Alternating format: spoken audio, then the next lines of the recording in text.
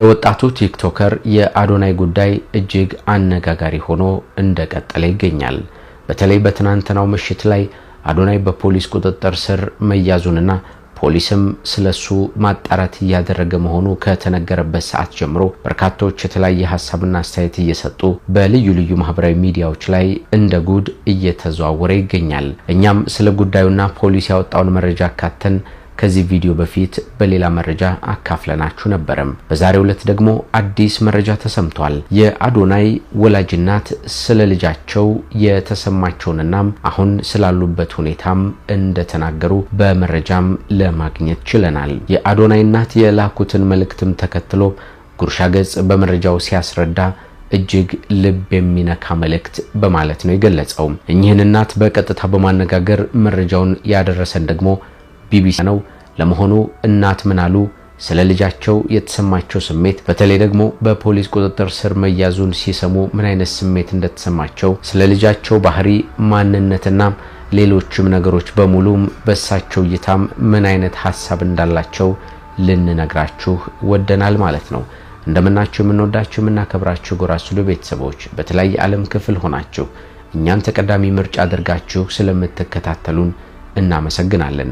ጎራ ስቱዲዮ ወቅታዊ፣ ማህበራዊ፣ አዝናኝና አስተማሪ ሆኑ ልዩ ልዩ ታሪኮችን እየዳሰሰ ወደ እናንተ ወደ ተመልካቾች የሚያቀርብ ሚዲያችን ነው። በዛሬው ዝግጅታችን የእውቁ ቲክቶከር አዶናይ ወላጅናት የልጃቸውን መታሰር ተከትሎም ስለተናገሩት ንግግር ልንነግራችሁ ነው። ጌታቸው በላይ ደግሞ መረጃውን ወደ እናንተ በማድረስ አብሬያችሁ ቆይታ አደርጋለሁ። ወደ ዝግጅቱ እንሻገር። 60% በ5 ዓመት ከፍለው የቤት ባለቤት መሆን እንደሚችሉ ያውቃሉ?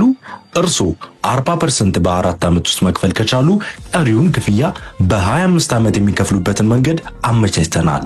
በመሃል ከተማ መዳረሻ በሆነችው ለቡ መብራት ግንባታቸው ከ85% በላይ የደረሱ ቅንጡ አፓርትመንቶችን ከስቱዲዮ እስከ ባለ 4 መኝታ ቤቶች ከተጨማሪ የሰራተኛ ክፍል ጋር እና ከዋናው መንገድ ትይዩ የሆኑ የንግድ ሱቆች ከ25 ካሬ ጀምሮ ለ20 ቤቶች በወጣው 30% ቅናሽ በ10% ቅድመ ክፍያ ከ600 ሺህ ብር ጀምሮ በመክፈል የቤት ባለቤት ይሁኑ። ታዲያ እነዚህ ቅንጡ ቤቶች ሊጠናቀቁ ጥቂት ቀናት ብቻ ስለቀረው ፈጥነው ታች ባለው ስልክ ይደውሉልን። ዲኤምሲ ሪል ስቴት።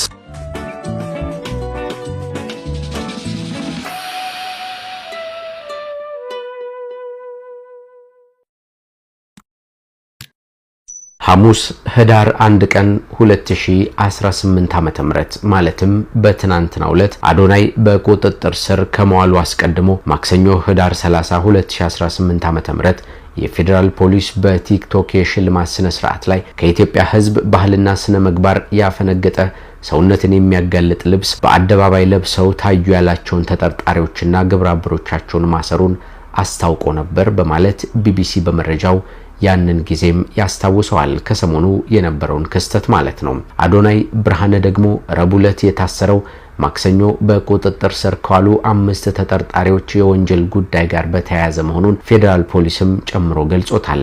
ከፍተኛ ተከታይ ያላቸው ታዋቂ የሆኑ ቲክቶከሮች መያዛቸው ደግሞ በማህበራዊ ሚዲያ ላይ ከፍተኛ መነጋገሪያ ሆኗል።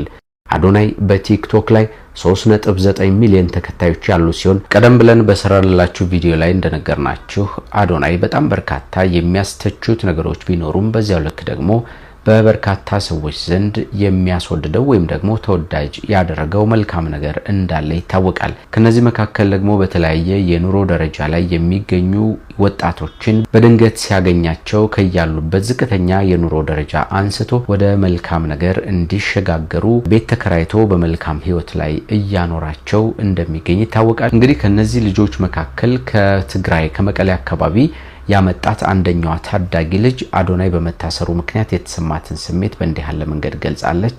ስሟት። ሰላም፣ እንደምታውቁት አዶናይ ታስሯል እና በጣም እኔ ምን እንደምል አላቅም፣ ግን በጣም ሀዘን ተሰምቶኛል እና ሁሉ ነገር በፈጣሪ ነውና ጸልዩለት። ይሄ ማለት ነው።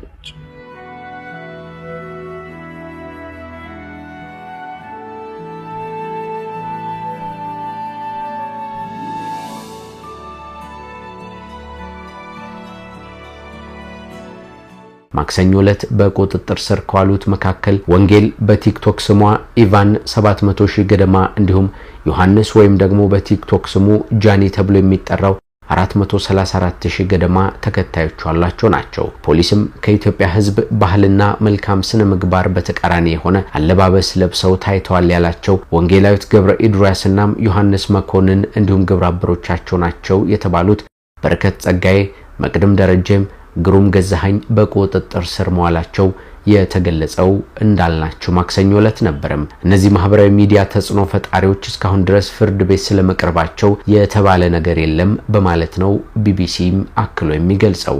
ፖሊስ ረቡዕ ዕለት የአዶናይን በቁጥጥር ስር መዋል በገለጸበት የፌስቡክ ልጥፉ ላይ እውቅና ገንዘብ ለማግኘት ብቻ በማሰብ ሚዲያዎችን ኃላፊነት በጎደለው መንገድ የሚጠቀሙ ያላቸው ወጣቶች ላይ እርምጃ መውሰዱንም እንደሚቀጥል አስታውቋል። በተለይ ደግሞ ወጣቱ ትውልድ በመልካም ስነ ምግባር ተቀርጾ ሀገርን የሚጠቅሙ ተግባራትን እንዳያከናውን በተቃራኒው በትውልዱ ላይ ርካሽ ባህልን ለመጫን የሚደረገውንም ተግባር ለመከላከል ፖሊስ ስራውን እንደሚቀጥልም ነው የገለጸው። አዶናይ በቅርብ ጊዜያት ከሚኖርበት ካናዳ ሀገር ተነስቶ ወደ ኢትዮጵያ ከመጣ በኋላ ሰግጥ ፈምስ በሚለው አነጋገሩ በስፋት እንደሚታወቅና ይህንንም ንግግሩን ተከትሎ በርካቶች እንደሚቀባበሉት ቢቢሲም አክሎ ይገልጸዋል። አሁን ታዲያ አዶናይ በፖሊስ ቁጥጥር ስር መዋሉን ተከትሎ ቢቢሲ ትግርኛ ወላጅናቱን አነጋግሮ የሳቸውንም ሐሳብ ተቀብሎ ጉዳዩን በገጹ ላይ ለጥፎት ተመልክተናል። እናት ምን አሉ? አስከትለን እንመልከተው።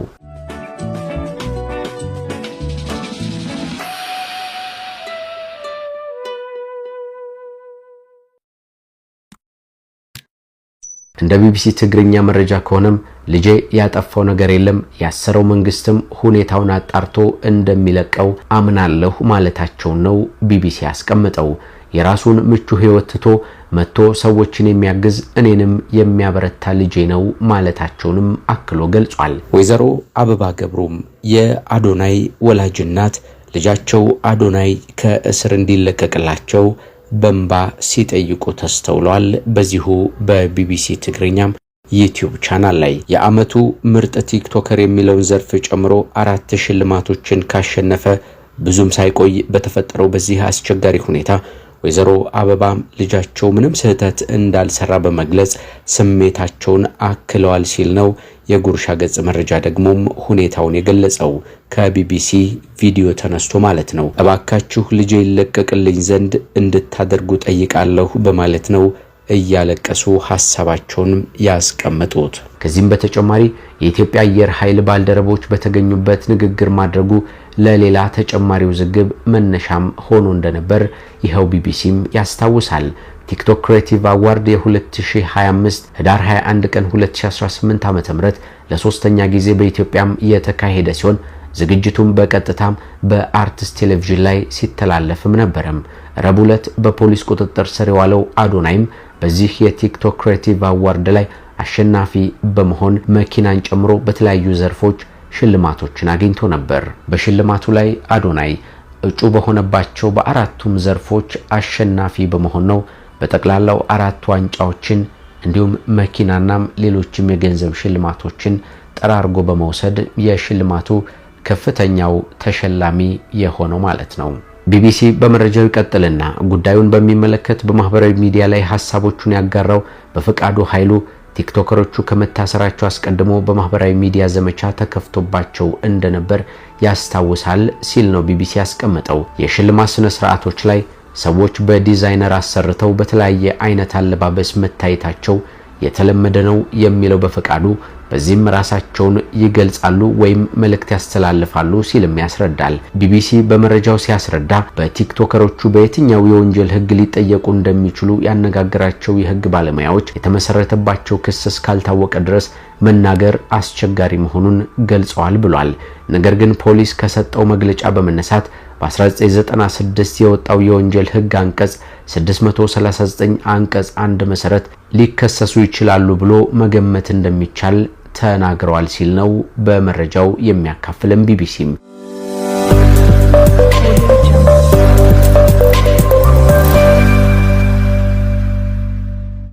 ከሀገራችን ባህልና ወግ ባፈነገጠ መልኩ የማህበራዊ ሚዲያን ሲጠቀሙ የነበሩ ግለሰቦች በቁጥጥር ስር ውለው ምርመራ እየተጣራባቸው መሆኑን የፌዴራል ፖሊስ ጠቅላይ መምሪያ አስታውቋል። ከማህበራዊ ሚዲያ ፕላትፎርም አንዱ የሆነውን ቲክቶክ በመጠቀም ከሀገራችን ባህልና ወግ ያፈነገጡ መልእክቶችንና ምስሎችን ሲያስተላልፉ የነበሩ ግለሰቦችን በቁጥጥር ስር በመዋል ምርመራ እየተጣራባቸው ይገኛል። በቲክቶክ ስሙ ሊል ጄ ወይም ጎይካር ኮትዊዋል እና ከእርሱ ጋር ያልተገባ አስጸያፊ ድርጊት ሲፈጽም የነበረችው ኸሊሌ ጊባያና የተባሉ ግለሰቦች የቲክቶክ አካውንትን በመጠቀም ለመልካም ጠባይና ስነ ምግባር ተቃራኒ የሆነ መልእክትንና ተንቀሳቃሽ ምስልን በቀጥታ ሲያስተላልፉ በመገኘታቸው ታህሳስ 2 ቀን 2018 ዓ.ም በለሚኩራ ክፍለ ከተማ ወረዳ 9 ልዩ ቦታው ፍሊንትስቶን ሆምስ ከሚባል ቦታ በቁጥጥር ስር ውለዋል። በተመሳሳይ ዜና በቲክቶክ ስሙ ፕሬዝዳንት ማሚ ወይም ባህሩዲን ሙሰማ ከሀገራችን ባህልና ወግ ያፈነገጡ መልእክቶችን ሲያስተላልፍ በቦሌ ክፍለ ከተማ ወረዳ 1 ልዩ ቦታው ቦሌ ሚካኤል ጃፈር መስጂድ አካባቢ በቁጥጥር ስር ውሏል። ማህበራዊ ሚዲያን ለበጎ ተግባራትና ትውልድን ለማነጽ መጠቀም ሲገባ